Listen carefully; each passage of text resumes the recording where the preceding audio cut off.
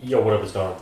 Samuel here. Soul Brothers back up in it. Ooh. We got the Peak TP7. There's 7 of these things? Yeah, there are. And this is his last shoe. He is retired. He is. So, yeah, Tony, we're talking about Tony Parker. This is Tony Parker's signature shoe by Peak. Yeah. Peak is a Chinese company. This retails for like 160, 170 bucks. He's insane. And plus, I say 160, 170 because every colorway is like kind of different. And like some sites said like 180, 170 for like a different colorway than this. I think this one was like 160. So, which is a lot to ask in the US for like an off-brand. Yes. This being an off-brand in the US. So 100%. it's a lot of money. But this shoe is premium, and the box and like just like everything you get in it is just so premium and so nice. You know that it's like, you know, you're getting a really nice product. You know, and you're getting what you're paying for. Yeah. You know, but we'll have to see on how the performance is. And this is a performance review. But let's get it started off with the traction. So the traction is like a star type of pattern here in the forefoot. Yeah. And then in the heel is more of like you know, like a just like a V pattern. Yeah, I guess. Yeah, just like a one massive herringbone. But yeah. And then there's like a pattern under that even. Oh yeah, a little bit. There's a lot going on. Fairly deep, and it's a little bit soft. Like in the heel, it's a little bit soft, Yeah. but in the forefoot, it's actually kind of hard. Yeah. So I feel like durability should be good. On the clean court, this traction is insane. Man. Really good bite. It's squeaky as hell, and I really liked it. One of the squeakiest tractions I've ever heard. Yeah. I mean, it's pretty damn squeaky. Dude. And it's not like that real high pitched squeak sometimes like Adidas shoes have. It's like deep, like or like the Jordan 33. Yeah, you know, it's like biting. Yeah. But on dust though, it does pick up dust, which does suck, and it does pick it up pretty fast, and you have to wipe pretty frequently. So if you're playing on a dusty court, you should just watch out for that. You're gonna be wiping a lot. Yeah. And if dust does accumulate too much because you don't have time to wipe or whatever, or you don't wipe it good enough, then you're gonna start slipping out, and that does get pretty dangerous. So on dust, it's not very good. Not the best option at all, but if you're playing on a clean court on an outdoor court, you should be okay. Yeah. You know.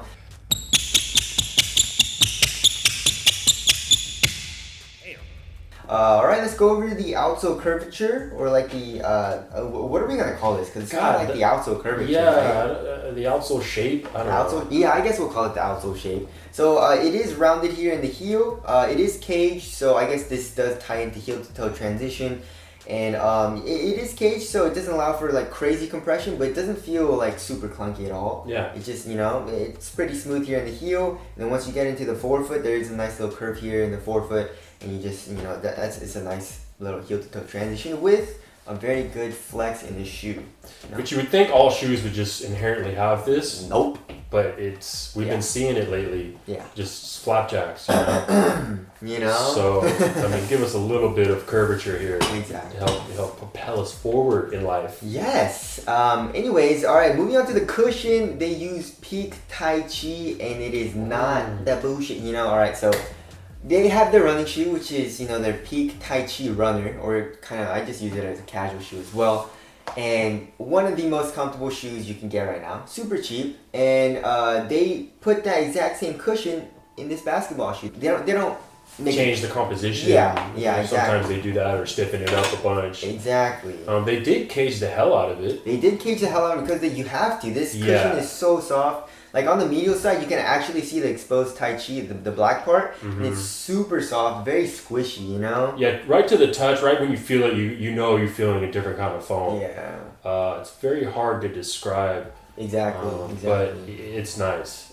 Really on nice. foot, it's crazy. Yeah, and you can feel the cushion underneath your foot, Yeah. like right underneath your foot. It feels like there's like no stroke board.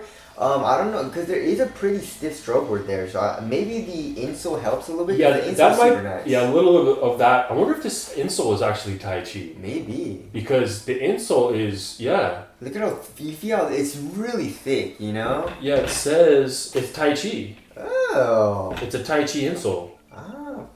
Pro Filter de la Sensation de. What? Wait, is that Spanish? Profiteur de la sensation. Maybe it's I don't know, man. God, I don't know what's going on. But yeah, so that's kind of probably what you're feeling right under your foot. Yeah, this is nice. It's nice and thick. Yeah, especially in the heel. Yeah. You know? So step-in comfort's great.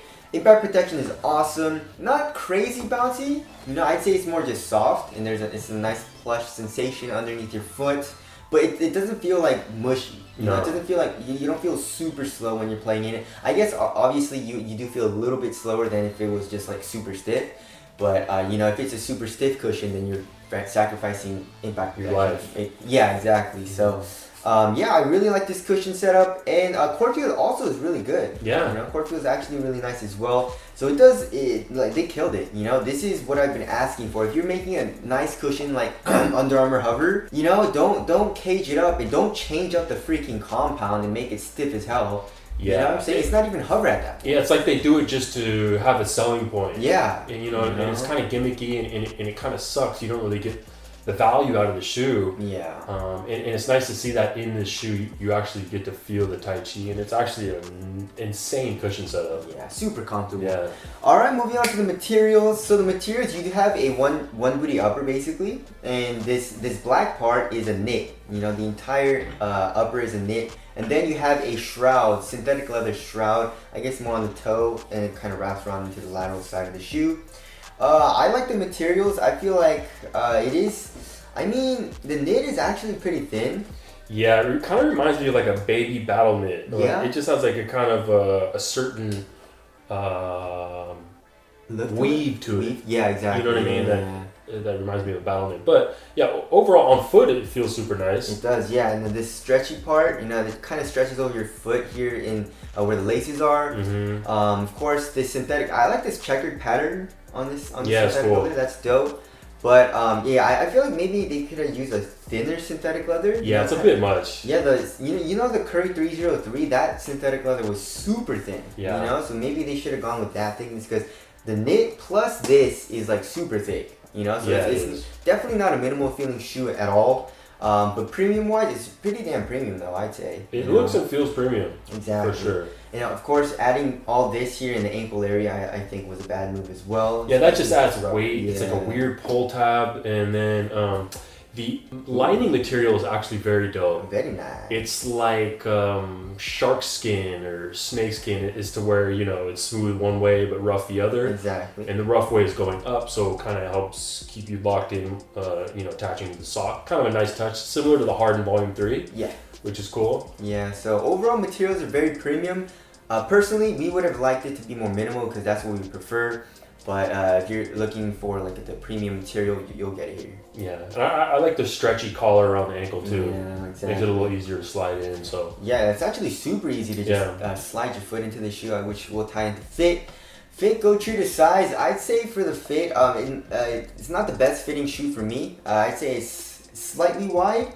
And also there is a little bit of toe space. Like it's not horrible at all. But I like to have my shoe really snug, and I felt the fit getting a little worse as I kept playing it because it is a knit material, and knit materials do stretch out. So especially with knit materials, I like to have the shoe when I first get it to be like pretty snug, because once I break it in, it does, you know, stretch out. So that's just my personal preference. But if you have more of a wider / thicker foot, you should be good to go with the shoe. Sport lockdown. That's really good. Yeah, you're ready to go pretty much. I mean, they really almost went even a little overboard with this lateral synthetic material, but so you're good to go no matter how big you are or how shifty you are. This is a pretty well supported shoe, and then laterally you feel pretty supported too. There's a decent outrigger that you can actually see, and so sport lockdown, great.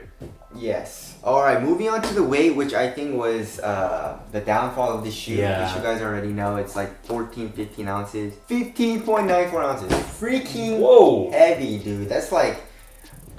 Wait, 15.94 for that? 16, that's up there. That's... Yeah, dude. This is that's up there as one of the heaviest. Wait, so these are 0.3 ounces different. This was 15.9, 15.6. So anyways. So yeah, all like super heavy. Pretty damn.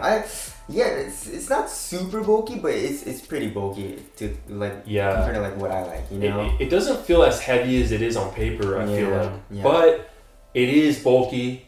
it is a stiff kind of shoe, and it is heavy. Yeah. I mean, so if you're not into that, then you probably won't be into this. Like for me, like I don't think it feels as heavy as the LeBron 16 Yeah. because the LeBron 16, like the core feel was just so bad. But the core feel in this shoe is actually pretty nice. I feel like it's just like the premium materials that they're using in this shoe that make it feel like heavy. Yeah. But you feel fast while playing it because the traction is good, cushion is responsive, and you're supportive, you know? So Yeah.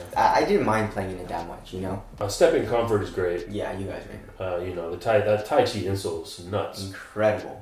So break-in time, pretty much ready to go out of the box. Yeah, I mean, you don't feel any pinching or anything from the leather material, which is super nice. And yeah, you're pretty much good right out of the box.